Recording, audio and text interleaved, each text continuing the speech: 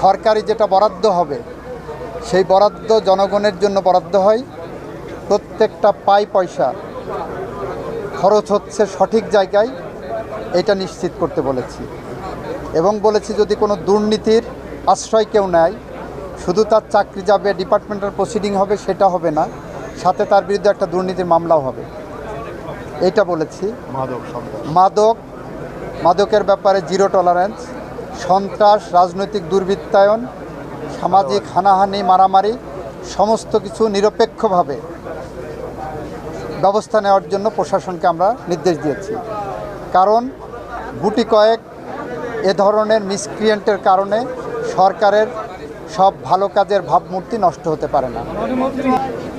মাননীয় মন্ত্রী ওই বিএনপি গভর্নমেন্ট ফর্ম করার পরে বিভিন্ন মহল থেকে যারা ফ্যাসিবাদের সাথে যুক্ত তাদেরকে মুক্ত করার জন্য এবং তাদের পক্ষে কথা বলার জন্য একটা মহল সোচ্চার রয়েছে।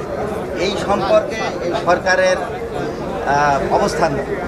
সরকার জনমতগুলোকে দেখছেন এবং সরকার আইনসঙ্গতভাবে ফ্যাসিস্টদের বিচার করতে বদ্ধপরিকর।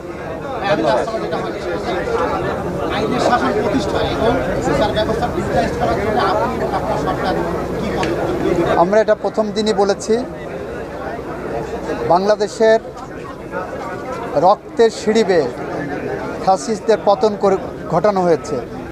বাংলাদেশ গণতান্ত্রিক অগ্রযাত্রায় মহাসড়কে উঠেছে।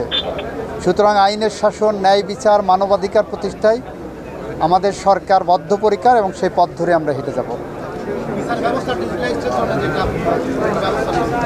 এটাও ইন্টারনাল ডেভেলপমেন্টের ব্যাপার চলবে। Thank you. Thank you. আমার বার্তা, এ ধরনের অপরাধ যেই করে থাকুক এবং তাদেরকে যদি কেউ শেল্টার দিতে আসে তাদেরকে সহ শিকড় উপড়ে ফেলা হবে।